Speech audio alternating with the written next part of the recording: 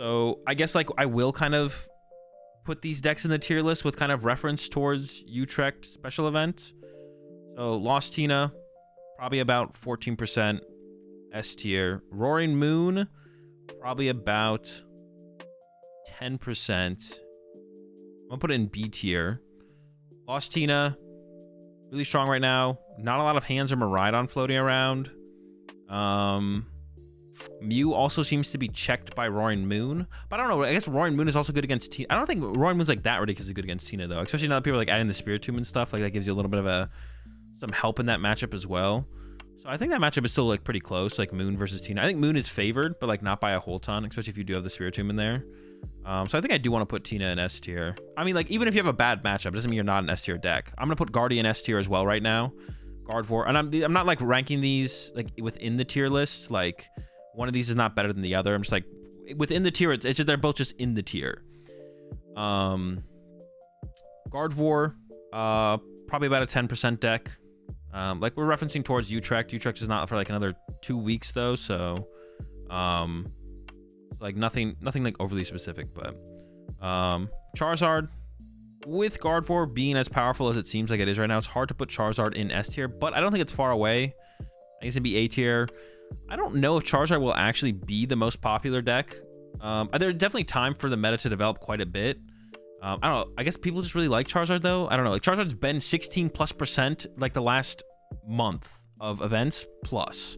It's actually been kind of crazy how popular Charizard has been for how long it's been that popular. I don't think Charizard is in that good of a spot to be as popular as it is though. And now that we have a little bit more time for the meta to develop and there's not just tournament after tournament after tournament after tournament after tournament, I think we will see Charizard come down to probably like 14%. Maybe we'll see Tina become the most popular deck, or it'll be like close between like Guardy, Tina, and Zard. I could even see Roaring Moon being the most popular deck as well, to be honest, because people really like that deck, even if I don't think it's like that good of a play. Because you do come up a little bit short against like Charizard. You have a tough time against Guardy.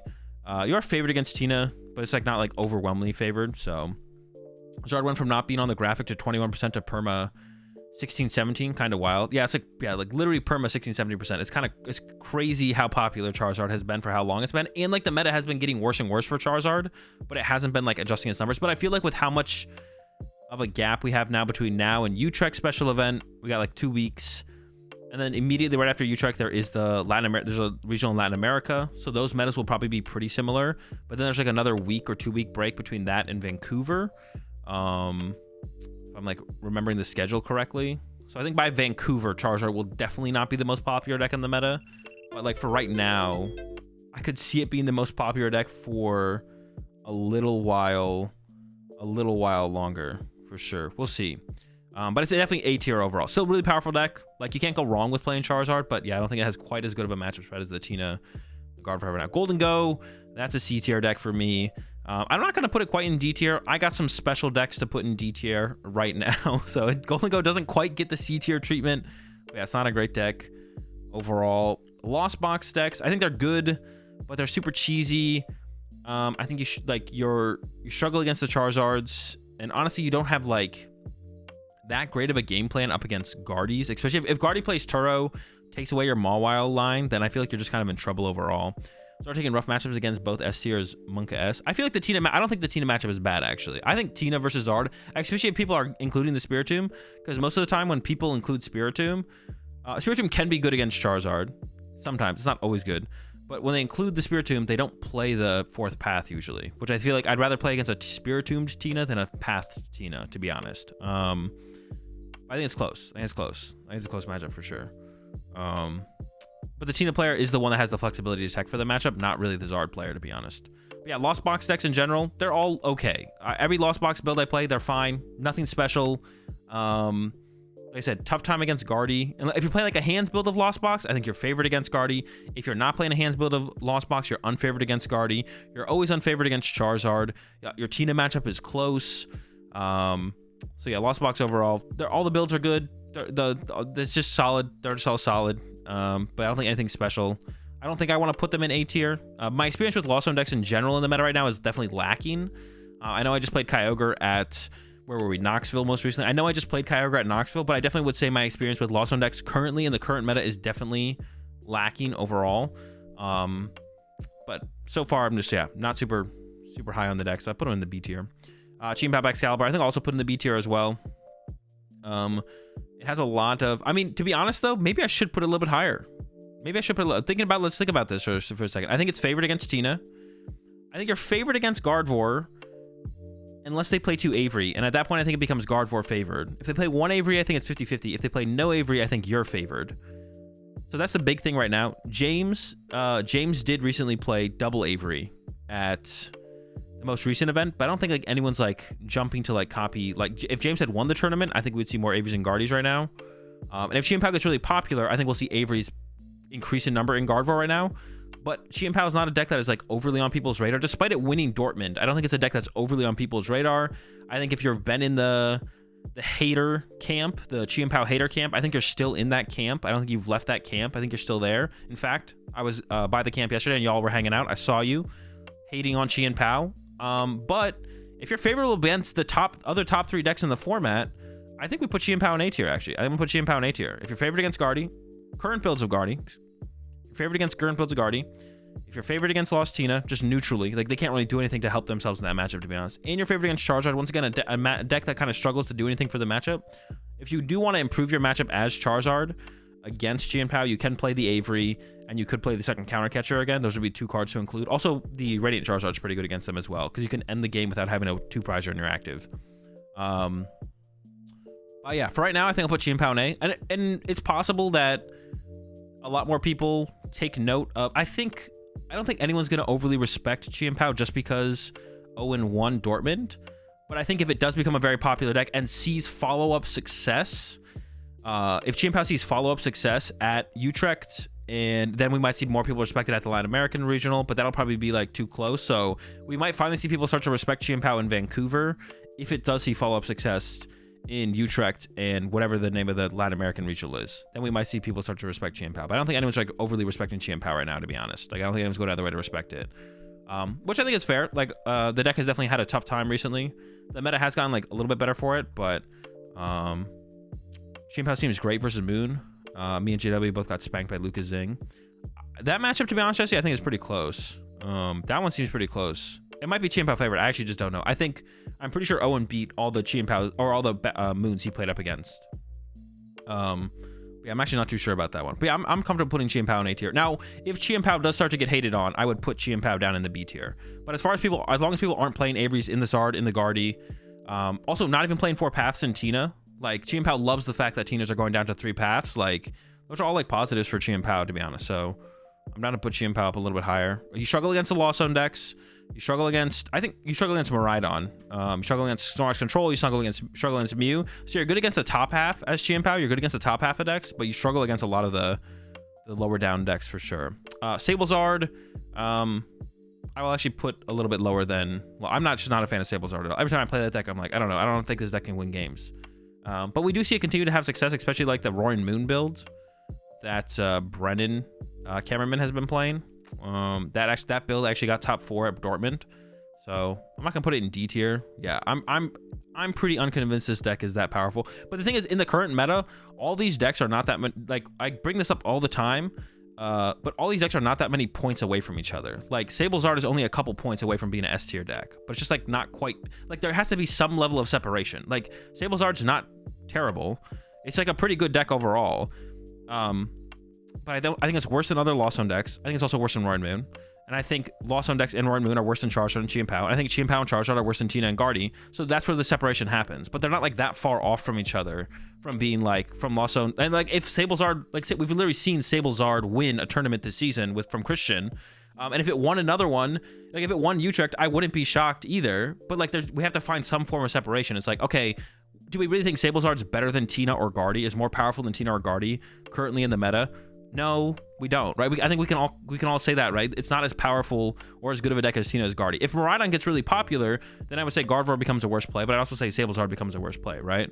But like right now with how unpopular Miraidon is, like Guardy's just like in a really, really good spot. Iron Hands in general is on like a all-time low since Paradox Rift meta started, or format started. So, yeah, I'm not gonna say Sablezard is better than a Guardy or a Tina, so we're never putting this in S tier. I also don't think Sablezard's better than Charizard or Baxcalibur right now. I think there's more, like, Baxcalibur is more likely to move up and down in a meta in a tier list than something like Charizard. Charizard's either going to be S tier or A tier pretty much every single time, to be honest. But Mew, Roaring Moon's got a lot of hype. Spiritombs are showing up in the Tinas. Guardy's an unfavorable matchup. Charizard's an unfavorable matchup. Yikes, that's actually pretty bad. Some matchups are better for Fusion. Fusion's better against Baxcalibur. Fusion's better against Roaring Moon. Worse against Charizard. Better against Tina. Even if they have the Spiritomb, you're fine against that. Gardevoir's still tough. Honestly, I have a hard time not putting the Mews in C tier, I feel like, right now. I think the Mews maybe also both go to C tier. I don't really know if I favor one over the other too much, to be honest. They're both, like, okay. Yeah, they're both, like, okay. I don't know if I favor one really too much more over another. I'm trying to think about, like, with what is popular, what would I favor? It depends how heavily the Tinas are playing Spiritomb, to be honest. I think if a lot of Tinas play a lot of Spiritomb, if most Tinas are playing Spiritomb, I guess I favor Double Turbo Mew a little bit. Or not Double Two, I'm sorry, Fusion Mew a little bit. Also, I think Fusion is better against, like, Roaring Moon. That'd be my guess is Fusion is better against Roaring Moon. Because you can actually take early knockouts and you have a one prize attacker. So, you know what? I'll put Fusion up a tier. I'll put Fusion in B, and I'll put Double Turbo in C. Snorlax Stall. Well, so Tina's a bad matchup, and if they have Spiritomb, it gets that much worse. Roaring Moon's a bad matchup. That has become now a more popular matchup. Charizard's still a good matchup.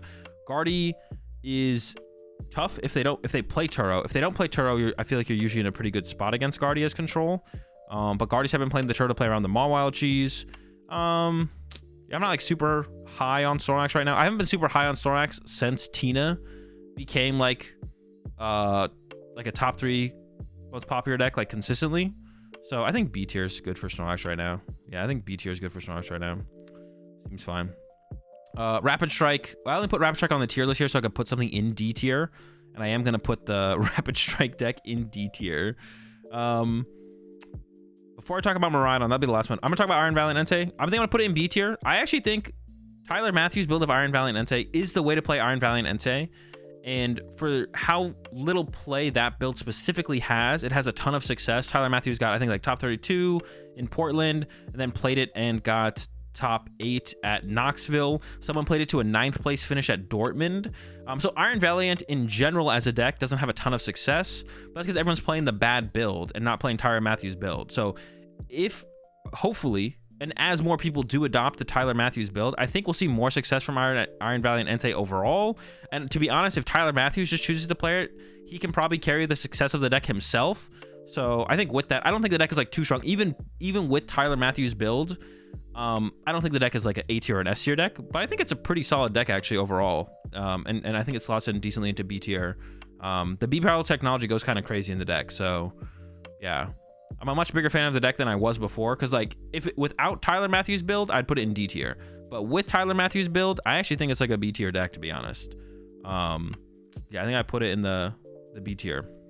And then last is Miraidon, which I think you're favored against Tina. I think you're favored against Guardy. I expect Charizard to become a less popular deck. I think you're favored against Chien-Pao. The big question for me for Miraidon is the Roaring Moon matchup. I actually just don't know who is favored in that matchup. I want to say Roaring Moon is favored, which makes me not like Miraidon as much. But if you're favored against Tina, Guardy, and Chien-Pao with Zard taking a hit, and, like, Miraidon is, like, really favored. I feel like is more favored against Guardy and Tina than Chien-Pao Baxcalibur is.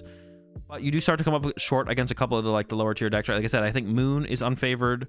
Your Charizard matchup is obviously still tough. And Charizard will still be very popular.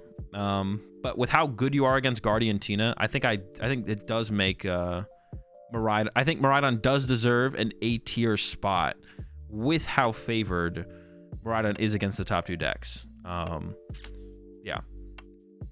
That's so I think I'm gonna put Miraidon up here in the A tier. I'm still a big Miraidon fan, to be honest. The matchup that I'm very unfamiliar with is the Moon matchup. If the Moon matchup is, like, solidly unfavorable, then I would maybe put the Miraidon down into the B tier. If it's, like, a bad matchup, if it's, like, you know, a bad matchup, if you're like, I do not want to play against Moons all day. But yeah, my experience with the matchup is, like, I don't have a ton of experience with the matchup, so I'm unsure how I would kind of rank it.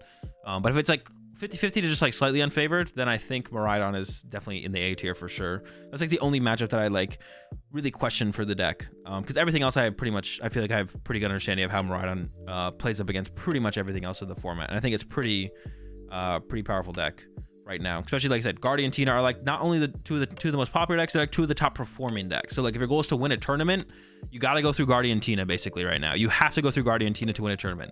You don't have to go through Charizard to win a tournament, it feels like right now. You maybe need to beat one Charizard throughout the day, but if you're hitting like an average player playing Charizard and just play better, then you know that can be your dub there. But you don't have to go through like tier 1 players playing Charizard to win tournaments right now. You do have to go through tier 1 players playing Tina and Gardevoir to win tournaments. So being favored into both of those, I think, puts you in a strong spot to like not just do well in tournaments, but to actually like win tournaments. So it makes me a kind of a fan of Miraidon for sure right now. But yeah, that's gonna be that's my tier list. Thoughts on Arcs? Just sample size too low. Sample size too low to put it into a tier list. I don't think Arc's great right now. I think Arc is pretty mid, very mid for sure. But yeah, that's my tier list. I guess for Utrecht coming up, but just kind of doing an overall meta tier list because I haven't done a meta tier list in a while. So it's not specifically for Utrecht. This is kind of like for where the meta feels like it currently is going into the Utrecht special event. You know, this is where I'd rank the decks.